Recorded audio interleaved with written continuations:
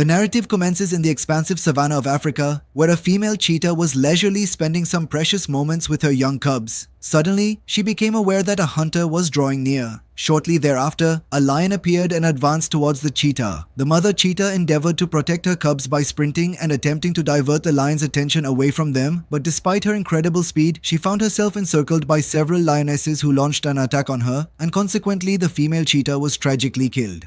A short time later, the hunters departed from the vicinity. They were completely unaware that the cubs were concealed there. Amidst the thick grass of the jungle, the cubs became separated. One of the cubs wandered throughout the night and eventually found itself on the road. At that moment, a vehicle approached it and was on the verge of hitting it. However, the driver, Peter, managed to swerve the car just in the nick of time. Upon noticing that a small creature was alone, he and his son Jain made the decision to rescue it. Before long, they realized that it was a cheetah cub. Peter informed Jain that eventually it would need to be returned to the wild, but his heart was deeply attached to the little creature. He thought he would keep it with him until it matured. The following morning, Peter and Zen transported it to their farm, where they also sheltered other stray animals. There, Zen introduced the young cheetah to his mother, who named it Duma. Over time, Duma became an integral part of their family. As the months went by, Duma matured into an exceptionally swift cheetah. Concurrently, Peter had also guided Zen to become a responsible young man. He learned how to drive, cook, and repair things, but while working on the farm, Peter felt unwell and fell off the tractor. He had to be taken to the hospital immediately, and after some time, he returned home and met his wife. It seemed like he had completely recovered. The next morning, he called Zain and suggested they have a race with Duma to see how fast he could run. Peter got on the motorcycle and Zain sat in the sidecar and they sped down the road. Zain recorded everything with the camera and saw that Duma easily left them behind. The cheetah ran at 50. He ran at a speed of 50 miles per hour. After returning home, Kristen helped her son with his studies, but suddenly she started crying. The son asked what happened, but the mother hid the truth and said, "You continue studying?" The following morning, Zain along with Duma were enjoying themselves in the treehouse. The computer approached them and announced that it was time to release him back into the wild. "We are unable to keep him with us any longer. Duma is maturing and needs to return to his true home in the jungle." Zain was reluctant to part with his friend, but Peter insisted and displayed a map. He indicated a hill that was somewhat distant from them. Duma would be able to thrive there. Peter assured that the following week they would go there for a picnic and spend the final day with Duma. The boy had no alternative. There was no alternative, so he waited patiently. But one night, Sen and Duma heard the sound of an ambulance, ran quickly, and saw his mother. She embraced her son warmly and said that his father's condition had deteriorated. Unfortunately, this time, Peter did not survive. The subsequent morning, his solemn funeral was held. Jane offered a final farewell to her dearly beloved father, and the ensuing days proved to be the most challenging for their family. They were all striving to adapt to the new circumstances. Then Krishnan informed his son that they would need to lease out the farm and relocate to the city. Managing everything without her husband was exceedingly difficult for her. That's why Zain's mother desired to go live with her sister in the city, but Zain had no intention of abandoning his friend Duma. He resolved that he would keep him until the nature reserve personnel arrived to take him. He will keep it with him until the nature reserve people come to take it. Finally, the day to move houses arrived. They all went to Zen's aunt's house with the whole family. Zen's aunt did not like having a cheetah in her home at all. Kristen promised that Duma is very calm and won't do anything. The next morning, Kristen dropped Zen off at his new school and went to look for a job herself. He was seated, but then he became quite bored and began to wander aimlessly around the house. Suddenly, he climbed up onto the dining table, which frightened Goyen so much that she dashed out of the house, inadvertently leaving the door wide open. As a result, the cheetah bolted towards the city and began to follow Zen. In a distant location, Zen was sitting in his classroom at school when he noticed Duma through the window, but after a short while, Duma ran off and the sound of screaming echoed throughout the school. Chaos erupted everywhere, and the cheetah dashed inside the building. At that precise moment, 2 police officers entered. They entered the educational institution to ascertain what had transpired. Jantarant was endeavoring to locate Duma before they could. He searched extensively, and when he glanced in the lavatory, some mischievous boys encircled him. Jantar maintained his stance, but the boys began to knock him down and assault him without any reason. Just then, Duma emerged from a bathroom stall and roared thunderously, causing the boys to flee in terror. Subsequently, Zain attempted to take Duma away from there, but the police noticed the cheetah and commenced pursuing both of them.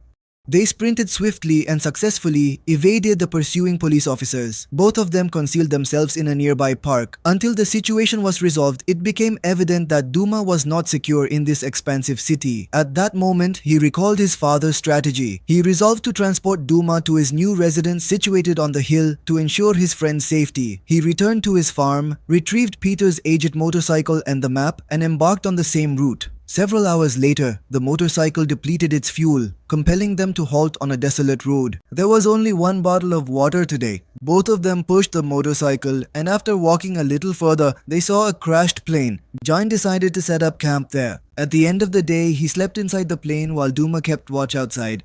Night was about to fall when Duma saw a man approaching from a distance. The man, seeing the motorcycle in the desert, started to steal it. The noise woke Jane up and he asked, "Who are you?" He went over to the man, who got scared and in his panic pulled out a knife. But John said that he is my friend, so I will not do anything. Do not worry. The man stated, "My name is Rip and I am heading southward." However, Jane mentioned that this was indeed the western direction. He assured them that in return for a modest amount of water, they would receive a ride on the motorcycle. Rep consented and introduced him to his diminutive pet monkey, Matcha, which he had discovered during their expedition. Now, they absolutely needed to devise a method to escape this desert at any cost. While inspecting the interior of the plane, Jane stumbled upon a parachute. Upon discovering the parachute, he conceived an idea. In the morning, he secured the parachute to a stick and affixed it to the motorcycle. Just as ships navigate with the assistance of winds on the sea, now the motorcycle accelerated rapidly and they swiftly traversed the expansive arid field. Subsequently, Rip proceeded to search for water. He discovered a patch of land where he speculated an underground river might exist. He commenced digging and eventually uncovered a sufficient amount of water for the remainder of the journey. However, they still required sustenance. During their search for food, Jane observed a sizable ostrich from afar. He considered it an excellent opportunity to evaluate Duma's hunting abilities. He gestured to Duma and dispatched him to pursue the hunt. Was a secure location, then it would be prudent to head towards it. He suggested they should proceed cautiously, as the terrain might be challenging. Zen agreed, acknowledging that the journey could be arduous, but it was essential for Duma's safety. They decided to gather their supplies and prepare for the trek. As they packed, Rip emphasized the importance of remaining vigilant, as the jungle was unpredictable and full of potential dangers. With determination, they set off, hoping to reach the sanctuary where Duma could thrive without the constant threat of hunters. So you will have to pass through the Okavango. It's a very dangerous place. Very few people make it out alive from there. Rep suggested that it would be better if you go to the city and sell this cheetah for good money, but Jane refused. He said he would never sell his friend. Seeing Jane's determination, Rep decided to accompany him a little further and said, "I can walk a bit further with you." Both of them set out towards that place. On the way, Jane saw his father's old compass, which was pointing west. He simply desired to proceed there via an alternative route. Zen harbored some reservations but nevertheless decided to follow him. They eventually arrived at an ancient village. The location was abandoned, with human skeletal remains scattered throughout. Rip speculated that perhaps the villagers had succumbed to some bizarre assault. While exploring the area, Rip discovered a pointed object and utilized it to craft a spear, just in case any wild animal approached, allowing them to protect themselves. He and Zen were exploring the village when a helicopter appeared and began to circle overhead. Yes, there were some bad people in it, and the boy was told to quickly hide in a house with Duma. But actually, inside the helicopter was Zen's mother, Kristen, who had come with the police to find her lost son. A few minutes later, the helicopter left. Zen had no idea that his mother was there. Gradually, his suspicion towards Rip began to grow. During the nighttime, Rip ignited a fire close by to deter the lions and other wild creatures from approaching. He inquired of Zen whether he was familiar with the tail behind the dark stripes adorning a cheetah's face. The girl said that her father used to say that these lines are meant to prevent sunlight from hitting the eyes, but Rep said that there's an old story behind it. Once, a very young cheetah cub got lost from its mother. The mother cheetah searched for it a lot but never found it. She was very sad and cried day and night. Then those lines appeared. They started showing on every cheetah's face as a sign of the mother's sorrow. After this story, they all went to sleep. In the morning, Rep went out to find some more food. He found an old diamond mine. He ventured inside, contemplating that perhaps a few diamonds might still be remaining. Zen had lost trust in Rep, so he fled from the scene with Duna. But then, unexpectedly, he heard Rep's scream emanating from within, followed by the noise of him collapsing. Zen dashed inside and discovered that Rep was trapped beneath the dirt. He swiftly cleared some dirt so that Rep could breathe. Rep expressed his gratitude and requested Zen to clear away the remaining dirt. But Zen declined and demanded, "First, explain where you are taking me." Rep responded, "I don't comprehend what you're saying. Let's get out of here first, and then we can have a conversation." The boy then stated, "I am aware that we are moving southward, but I do not wish to proceed in that direction." He suspected that Rip intended to take him to the city to sell Duma, and greed had overtaken his mind. Rip clarified, saying, "I'm merely following the side of the mountains. It's a somewhat safer route, that's all." However, Jane did not trust him and left him there. Packed the bag, along with it, took Macha's Covey and set out again on the journey to take Duma to the right place. A few hours later, both friends reached a long river at the foot of the mountains. According to the map, they would have to cross that river to reach their destination. Using the method taught by his father, Jane made a small raft and then jumped into the river. They went a little downstream. At first, the water seemed calm, but within a few minutes, Doom started behaving strangely. As they gazed forward, they noticed numerous rocks. The young boy attempted to navigate the raft to the opposite side, but the powerful current capsized it. All three of them plunged into the water and struggled to emerge. The situation deteriorated significantly when a group of aggressive crocodiles launched an attack on them. Jane quickly grabbed Rip's spear and attempted to defend themselves. By some stroke of luck, they managed to reach the safety of the shore, and the immediate threat posed by the crocodiles was successfully averted. Following this harrowing incident, they traversed through an expansive cornfield. Upon reaching the opposite side, Zen observed a large herd. The African buffaloes, startled by the loud noise, swiftly ran away. Jane sprinted quickly to catch one buffalo but lost sight of it, and he pursued it. But then several hours passed, and there was no sign of Duma. Moreover, night was about to fall, making Jane an easy prey. Yet he didn't give up and continued searching for his friend. Eventually, he came across a forest where he encountered a wild boar. Terrified, he climbed a tree. Just then, a venomous spider started crawling on his face. He remained completely calm until the wild boar left the area. After that, Zen came down and started looking for Duma. Actually, he was trapped in a snare in the middle of the jungle. The cheetah tried very hard to free himself, but was caught in a cage made by hunters. These hunters capture and sell jungle animals, and they needed to rescue their friend soon. While searching in the jungle, suddenly the same monkey jumped on his face. Zen was very happy to see him, but the wild boar came back and started chasing them. After a little while, he stumbled and lost consciousness. It appeared as though everything was finished. However, after some time, when he regained his senses near the fire, I was seated beside him, and Rip was gently comforting him. In fact, Rip had arrived just in time to liberate the cheetah from the trap and also rescued Jane. Upon hearing about the wild boar's attack, Jane expressed his regret for leaving him alone, but Rip reassured him that he wasn't at fault. "That was indeed my plan. I will escort you back and claim the reward so that I can return to my family."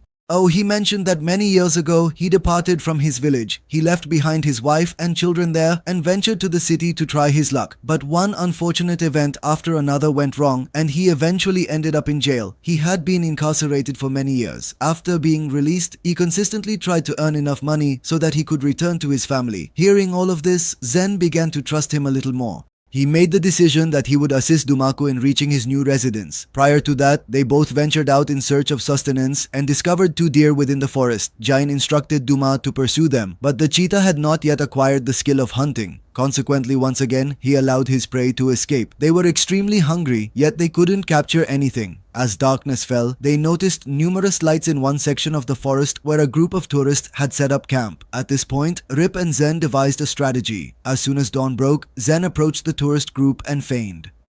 A venomous serpent bit him. The tourists arrived to assist, but a snake resembling a black mamba emerged from within Zen's shirt. The individuals panicked and fled from the scene. In this manner, Zen and Rip seized all their provisions and departed. After that, they set off on the river in a boat. Germany gave Rip the money he had saved as a gift. He said, "I'm giving you a fee for helping me, please take it." Rip was pleased, and in return, he gave Jane a small diamond that he had found in a cave. It would be a symbol of their friendship. After crossing the river, they continued on the mountain paths. Along the way, they saw the remains of a deer hunt. Rip mentioned that there might be lions nearby, but still, Duma began to eat the deer. Jane suggested to Duma to share the food with them. However, the cheetah was displeased and let out a roar, startling Zen. Zen was taken aback because Doom had never behaved this way previously, but Rip advised leaving Doom be as he was beginning to adjust to the jungle environment. After Doom completed his meal, they proceeded to a cave to take a rest. Inside, they discovered ancient cave paintings. Mentioned that his village was in close proximity and that he and his father used to camp there during his younger years.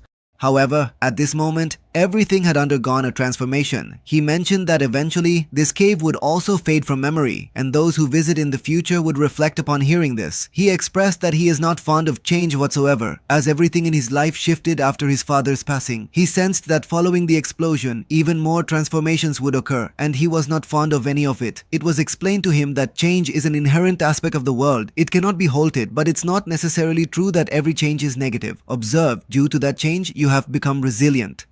You have transformed into courageous young men, and even Duma is transitioning from being a domesticated pet to adapting to the ways of the wild jungle. Dunga comprehended the situation, but bidding farewell to his companion was not an easy task for him. The following day, they departed from the cave and traversed a vast field. From afar, Rip noticed his former village. He brought Zen along with him, but suddenly, a swarm of flies descended upon them. To shield him, Rip removed his coat and enveloped him entirely, and the flies began biting him. Rip's entire body became swollen from the fly venom, yet he maintained the cover. He maintained the cover until the swarm finally departed, and several hours later, as evening approached, Rip attempted to proceed, but his eyelids began to droop and his hands refused to cooperate. Subsequently, a torrential rainstorm commenced and predators began prowling in the darkness. Rip collected some grass and instructed Jane to ignite his lighter so they could remain secure by the campfire. Fortunately, the fire was successfully lit and they were both protected from the predators. As they patiently waited for the rain to subside and as soon as the circumstances improved slightly, Janie thought about going to the village to get help and told Dua to take care of Rep. But as soon as the boy left the fire, a pride of lions attacked him. Seeing his friend in danger, Dunga ran after Zen and drew the lion's attention towards himself. With his swift speed, he ran towards a cave and safely escaped from the other side, leaving the wild animals behind. By then, Zen had reached the village and met an elder. He gestured for help to save Rep. Despite not understanding the language, the elder called some people, and they all went with Zen. They found Rip sleeping amidst the fire. As soon as they brought him back, Zen started calling for his friend. Just then, Duma heard the sound of another cheetah and went to check it out. Subhash Jain was waiting outside the village while the elders were treating Rip. The villagers completely removed the poison from Rip's body using their herbs. When he regained consciousness, he saw his wife, 2 children and mother. Rip started crying and apologized for being missing for so many years. Then he called Zen to introduce him to his family. The family thanked Zen. Rip had completely recovered, yet he was still deeply troubled by Duma not coming back. After some time, he departed from the village to look for Duma. A short distance away, he observed 2 cheetahs hunting a deer. One of them was indeed Duma, who had fully integrated into the jungle. Rip recalled his father's words that Duma should be allowed to reside in his true home. With a heavy heart, Rip turned back, and at that moment, Duma ran to him and touched him affectionately, just as he always had. Bidding farewell with heartfelt affection, he expressed, "I shall never forget you."